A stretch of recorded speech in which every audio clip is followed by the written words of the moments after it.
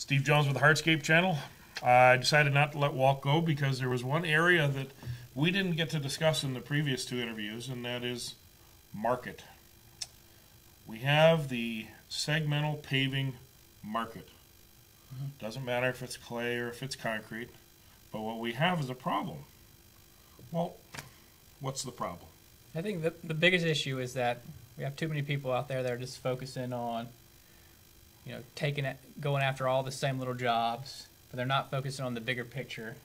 And I mean, the bigger picture is out there trying to grow the industry with the commercial and the larger scale projects with municipalities, universities, and those people, they really want to use clay or concrete, segmental paving, but they don't really know why they should use it or how they can even go about it. And at Pine Knoll, we've been real successful in our approach and our philosophy of having our people call almost entirely on landscape architects, municipalities, universities, and the bigger projects out there in the commercial world. And we found that that's how we can really grow our market, by focusing on that, and that there's really enough projects to go around for everybody, whether it be clay or concrete. There's some stuff that we just can't do, but if we can't do it, someone else has to come in there and fill the void. But if you're not out there calling on those people, they might not even know that your product exists. One of our good friends that we share, Fred Adams. Right. Fred's been, for years, has done his own selling, marketing presentations to architects and engineers. So he's built this wonderful relationship in his market that that gives him access to those people and gives him access to big projects, and lets him introduce segmental paving to projects where it wasn't on the board in the initial phases. Right. And let's face it, once a project is, the design thing is, we're past the design and now we're into the bid phase, your chances of changing a material is pretty slim.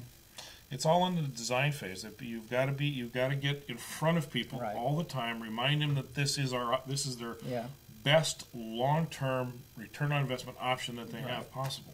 Exactly, and that's one way that we've had the most success. Is we do a program called Lunch and Learns, where you bring lunch to a landscape architect and you teach them. So the name is pretty much exactly how it implies. And the great thing about it, too, is there's a program called LACES, which is for landscape architects, and it's their continuing education credits.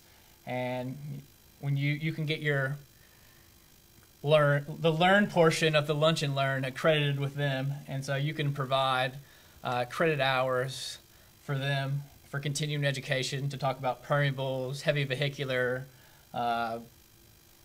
any sort of project that you...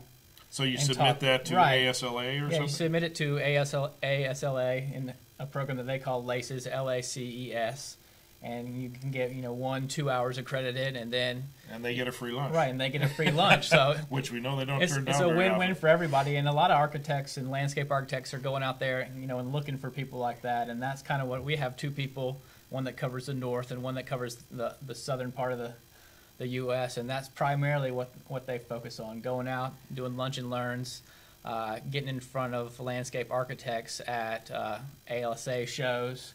They usually have annual conventions on the state-by-state basis where they go and get a bunch of continuing education credits, and we've gotten a lot of positive results out of those type of markets, because you can get right in front of all the specifiers at one time and ask questions, and have them ask questions of you, and work on sort of projects that they have in the pipeline, and introduce new products and all sorts of stuff that you can't really get without you being can't in just front mail of it people. to them, right? Right. I mean, you can't just call people or mail people and really get the results that you desire when you're out selling a visual product like Hardscapes. You need to be in front of them. You need to be making presentations, and you need to be selling the entire system, not just the wearing course. I mean, that's probably one of the biggest problems, is people that they just sell colors or textures or this style or shapes.